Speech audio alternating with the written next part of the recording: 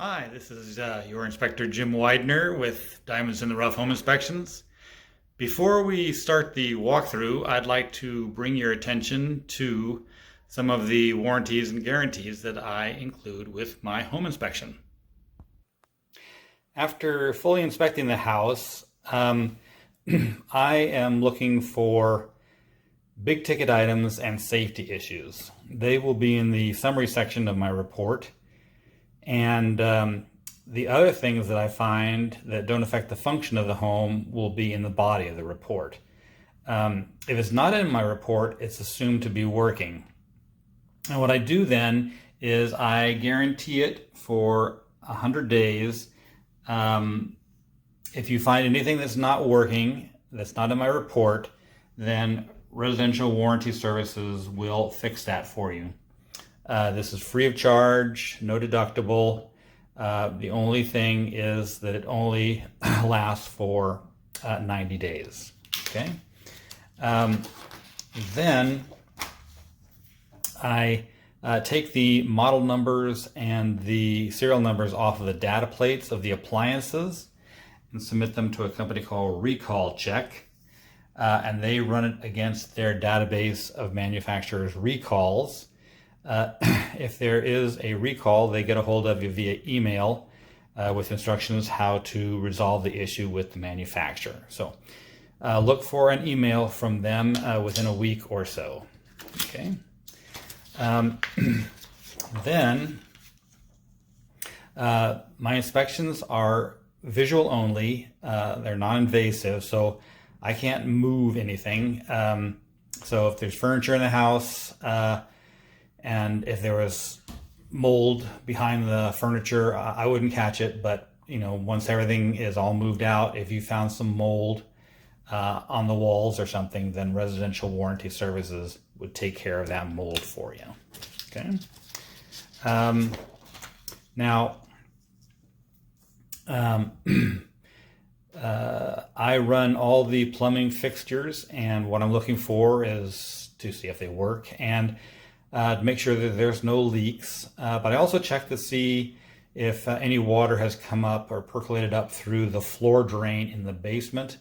That is the lowest spot in the house.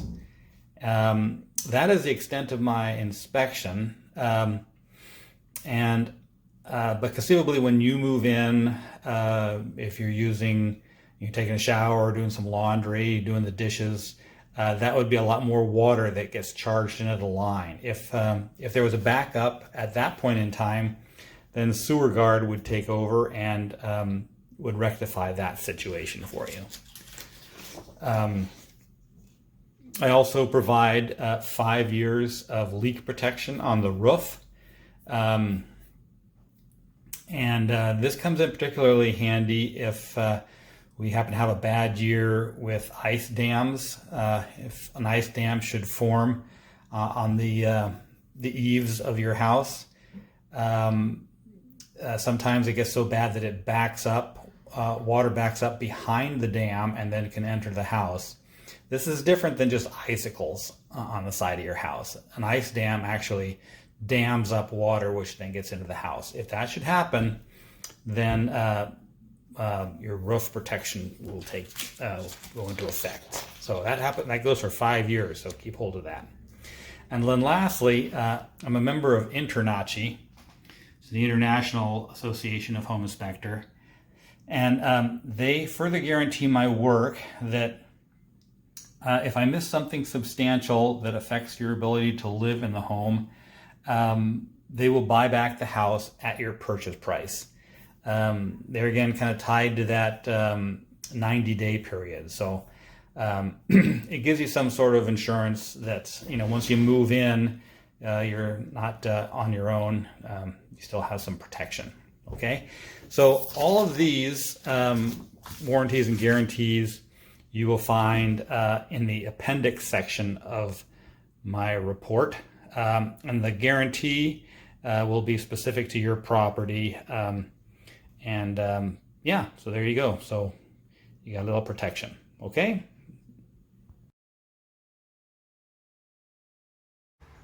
Alrighty, out here in the backyard, You've got an attached deck. Now this deck is built atop of some big circular structure. Not exactly sure what that is. It might have been like a big circular cement patio, but unfortunately I don't know what it is. I'll include some more pictures in the report that show that, but yeah, it's kind of weird. Anyway, the deck is a low deck. It's got nice support footings and a nice beam here, so pretty solid. Up top it is a cedar deck. I think it was stained at one point in time, but it's kind of worn off, but relatively decent shape for its age. Yeah, got a little bit of leak action going on. This is that gutter that is full of water, and so it's starting to leak out there, so that's gonna have to be repaired. We got some more deterioration of the paint on the siding.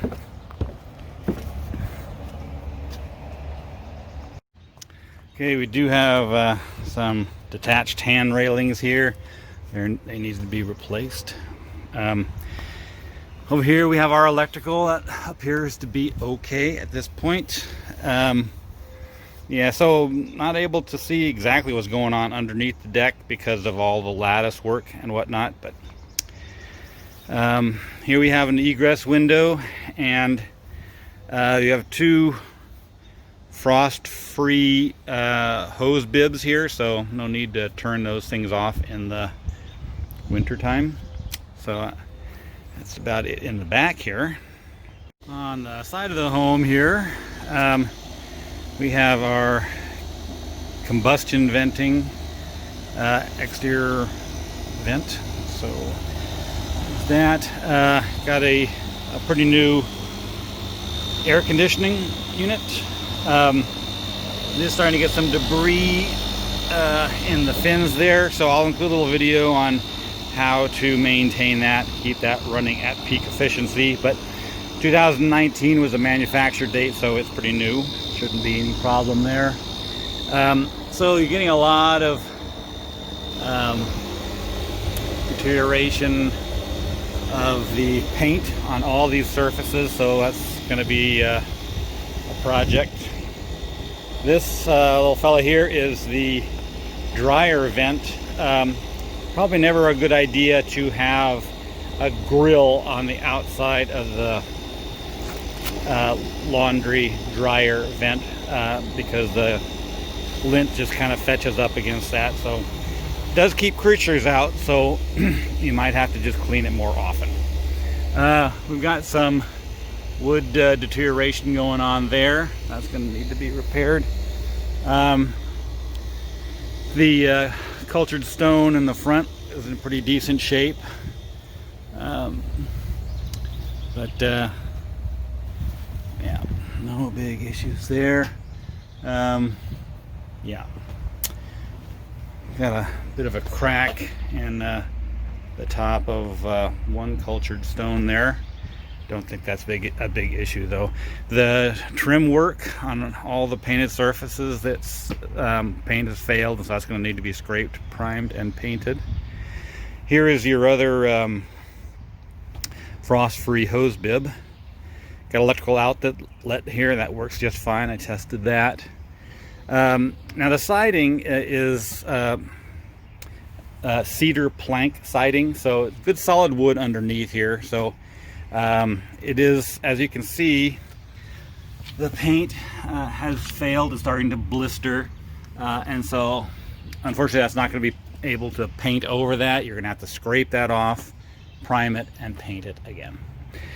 Same thing with the door here in the garage. It's paint's all cracked, so that's going to need some repair work. And then on this side, not a whole lot happening except for the paint. Got a crack in the foundation here. We'll see if that's an issue. I guess that's in the garage, so not going to be that big of an issue. I guess the most significant thing here is just the condition of the paint. That's gonna need some work. All right, we're up here on the roof, and it is a 3-tab shingle that is probably getting close to the end of its life cycle. There are a couple of significant pieces of damage where shingles are broken off. Another one right over here. The other thing is that there's significant granular loss on the ridge here. That is usually the area that gets hardest hit. So new roof might be in your future. Got a satellite dish here. If you decide to take off that satellite dish, it's recommended that you leave the bracket on so that it doesn't cause any kind of water intrusion into the attic space. The penetrations look pretty good. The bathroom exhaust here and the roof vents and the plumbing vents, they all look really good. Probably the most significant piece of damage, of course, is going to be to the stone on this chimney. The problem is the cap here is supposed to extend out past the surface to protect the surface, and it is not, as you can see. It's just dribbling water onto the top of the surface, and this is the result. Deterioration of the block. So that's not going to get any better, obviously. This is a pretty significant piece of damage here. That's probably going to need to be rebuilt. And then when they do, they'll rebuild the cap and put a proper one on that extends over and protects the masonry. Now the other thing that noted here was you do have gutters around the exterior of the house, which is awesome. However, in the back here, the gutters are full of water. So first thought is it's probably an improper slope, because the gutters look relatively clean. There's no big trees up here. So that should really be repaired, or maybe put another downspout in midway or something. The problem is you have standing water in the gutters. They are eventually going to rust out and cause problems. Okay, so that's about it up here. Okay, we're in the garage here. I guess the thing to note is that there has been an addition onto this garage to extend the depth of the garage. The addition looks to be all proper. It's got some decent footings and a nice header, so not an issue. But there are remnants of the roof. There, the old original roof. Must have had an external chimney at some point in time. That looks to be in decent shape.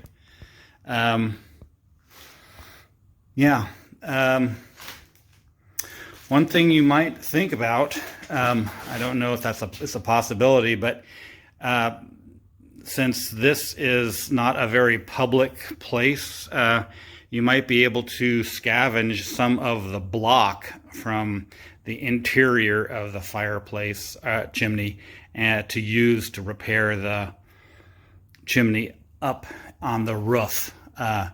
It's kind of labor intensive, but that might be a way to keep continuity with what you have now.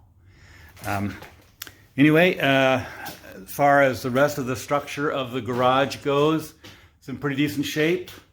No big issues.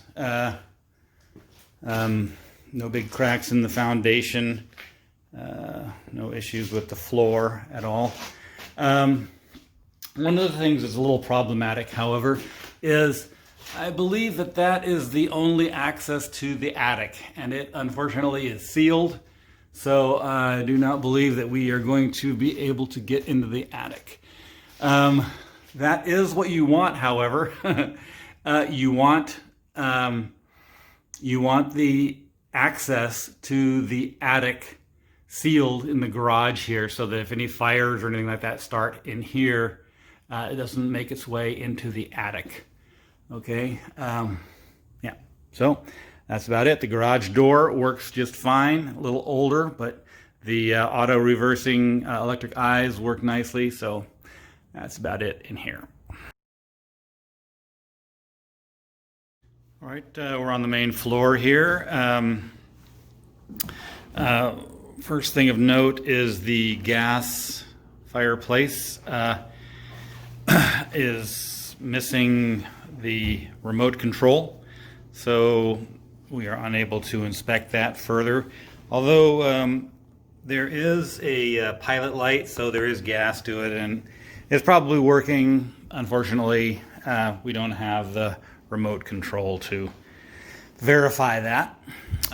Looks like no issues from moisture intrusion on the ceilings or anything. Nice cove ceiling, that looks really nice. The windows are all double hung, double insulated windows, vinyl windows. They work nicely. Yeah, nice wooden floor, nice and solid. One of the issues that we found here is that there is texture on the ceiling, and that's starting to fail here, so that's going to have to be repaired. In the bedrooms, no real issues. Double pane windows, same kind of throughout the house here. I do try out all the doors. That kind of gives me an indication of how square the house is, whether it's settling or anything, and they all work nicely, so that's not an issue. Yeah, so nothing really going on in this room. Same thing in this one here. No issues. Nice ceiling work here. Don't see any indications of any water intrusion. Check the two attics just in case there are. Check the two closets just in case there was some attic access other than the garage, and there really isn't. So we're kind of thwarted in that aspect. We can't really get into the attic. Okay. There's our thermostat, and there is a smoke detector kind of serving both bedrooms, so that's okay. Bathroom here. The only thing really of note is this handle is kind of janky there, so that's probably going to need to be replaced. Got ground fault circuit interrupter protection. That's your shock protection, so if you've got a hair dryer or something and it falls into the sink, you won't get shocked. I test the water temperature at the sink. It's about 126 degrees, so that's pretty close to normal. Yeah, nothing going on in the bathtub. However, one thing that you might want to note, and that is the tile work here has been sealed or painted with an epoxy paint, and you can kind of see how it's kind of failing right there. So, well, not really failing, but that's where the old handles used to be. We got a little bit of peeling on the enamel of the baths around here. That's due to the same issue. They just kind of spray on enamel here, and it's kind of a rejuvenation, but sometimes it peels off. So that's what that's going on. You can see evidence of it there as well. Okay. Anyway, we got a nice working exhaust fan, which is great.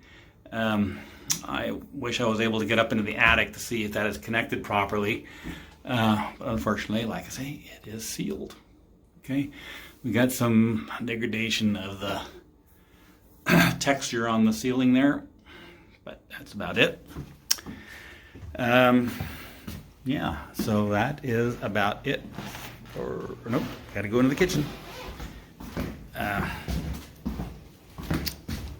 In the kitchen here, One of the things I noticed was the this back burner does not ignite, so we'll see. Try as I may, it will not go, so that needs to be repaired.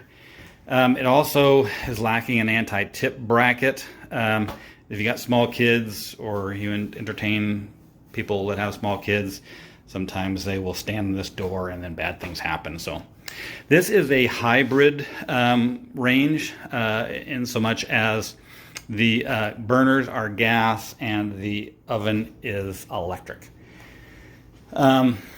Microwave here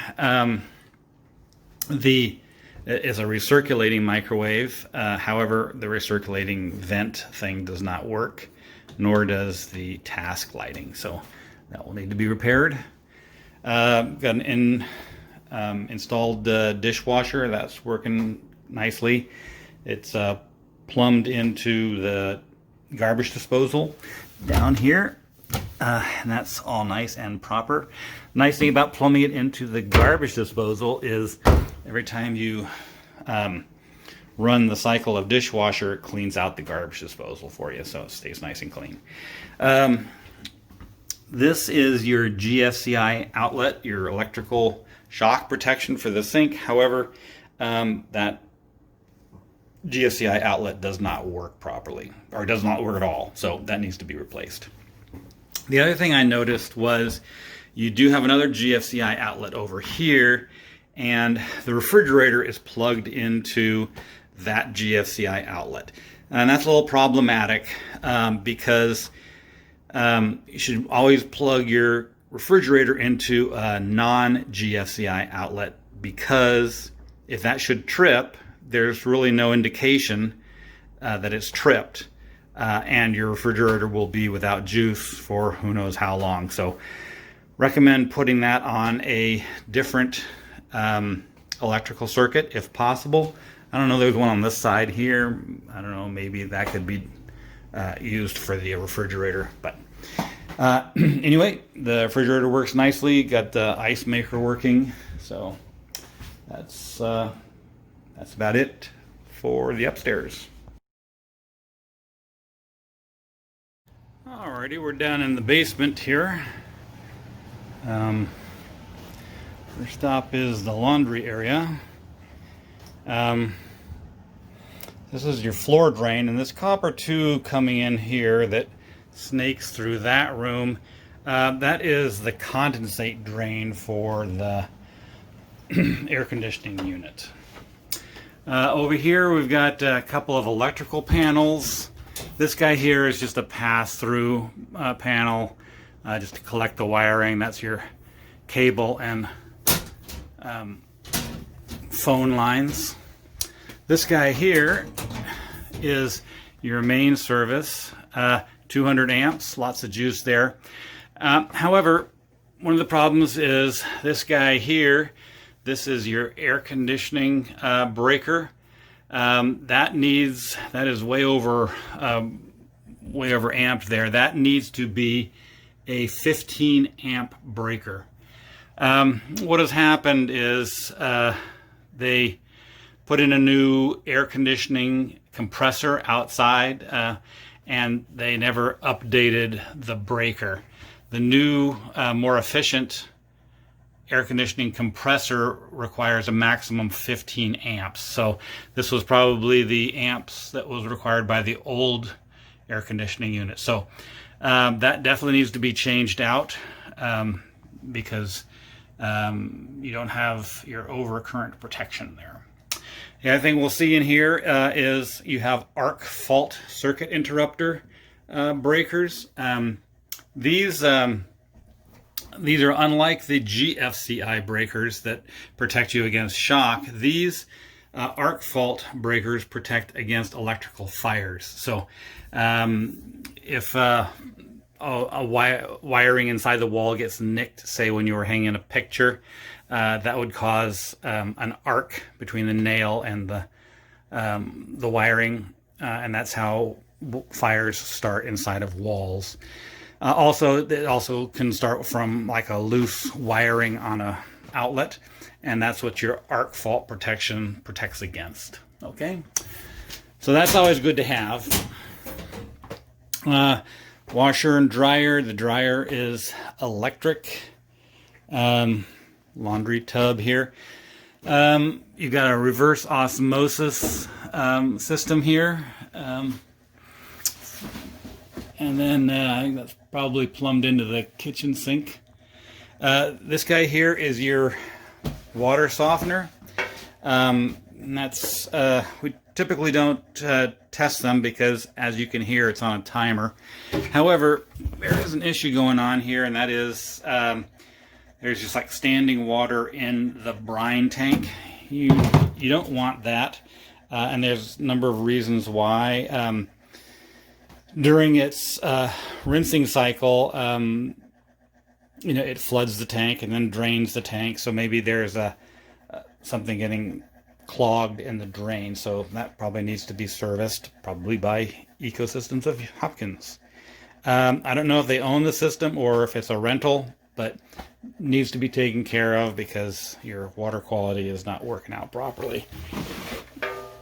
In here, this is the old well room. Well is sealed with concrete. That's the way it's supposed to be. This must be the structure that is underneath the deck outside. So there's that. There's that condensate line. So that's this guy here. Yeah. So that's it for the laundry area. If I can get out of here. Then going into the bedroom downstairs, this egress window is nice and conforming. Needs to be 5.7 cubic feet. I wonder who this critter is out here. See him out there? Hello. I don't know what kind of critter that is. Muskrat, maybe. Anyway, you got a little friend there. Bedroom down here, you've got a non-structural seam failure. You got two big panels of drywall, and it's not. They didn't do a very good job on the seam there, and so that has failed. So that'll need to be repaired. Got a nice closet down here, but for the life of me, I cannot figure out how to shut that light off. Nothing over here. That's where the light switch should be. It was on when I got here, so it'll be on when I leave. Got carbon monoxide detectors here, smoke detector, carbon monoxide combo. Bathroom here. You've got your outlets are ground fault circuit protected. The reset for that is underneath there. Tried out the sink there, no leaks, no issues there. Same thing with the toilet, no leaks there. You've got a bathroom fan that works properly. The other thing is you've got in-floor heating, so this tile floor should be nice and toasty in the wintertime, and it's working right now. It's on a thermostat. I got some infrared photos of that. That'll be in the report. That gives you a real clear idea of where the electric mats are.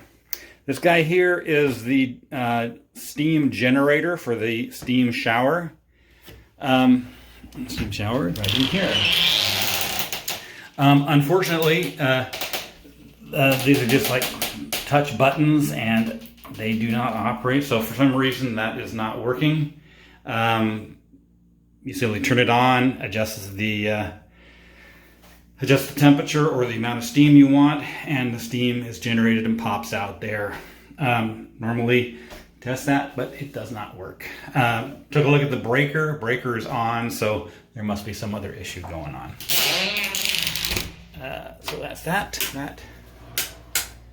Yeah, so going out of here and then into the great room once again. We got a dehumidifier going, so there is some moisture down here. I guess that's the reason why they have it going. This is your water service coming into the house. It's copper, which is awesome. There is your shut-off valve. So if anything untoward should happen upstairs, say the kitchen supply line to the dishwasher breaks, just run down here and turn that a quarter turn, and that turns all the water off to the house instantly. So I always like to see those. Here is your water heater, and we've got a number of problems with this fella here. The water heater is 11 years old, so it's you know, kind of getting close to the end of its lifespan. There's an observation port down here, and there is some debris on the pan, which indicates that the tank is starting to deteriorate a little bit.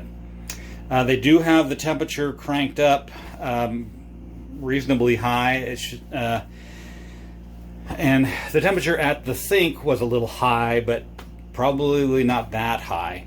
So what you probably have going on here, since you do have a water softener, that means you have minerals in your water, and that tends to collect at the bottom of the tank and form a cake that the burner has to work that much harder in order to generate hot water. So no one ever does it, but this is the drain for the hot water, for the water tank. And because you have a water softener, it's probably something that you should do on a yearly basis to prevent that cake from forming. When you get a new water heater, it's probably something that you should do on a regular basis. The other thing that I noticed is the water heater is backdrafting. That is why these guys here are melted, because the hot gases are not going up the flue, they are going and melting these guys.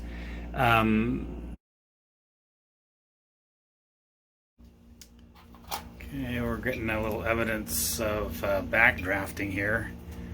Smoke is not being pulled up the flue, so that is going to have to be corrected. Also, you see there's some damage to the rubber washers, indicates backdrafting.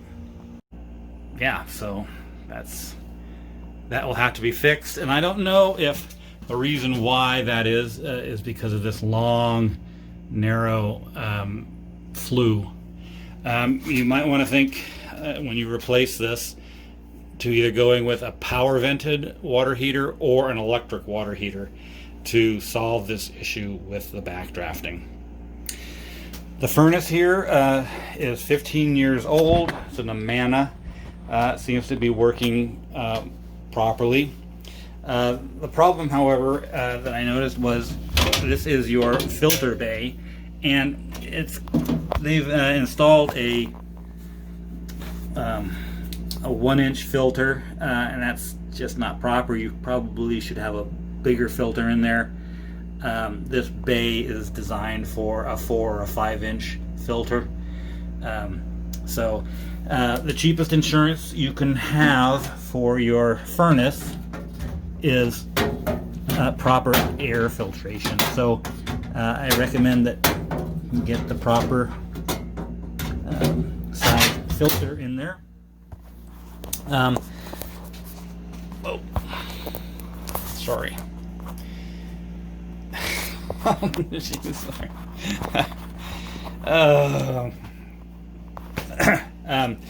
This guy here is kind of a soft, malleable sealant, and I don't know, they never properly filled this hole in, so air is coming out of there, so that should be kind of sealed up. You can probably get some more of this stuff and just kind of fill in that hole, or you can kind of move this around so that you don't get air escaping and it becomes more efficient. Yeah, so that's about it here. Yeah. I believe that is everything.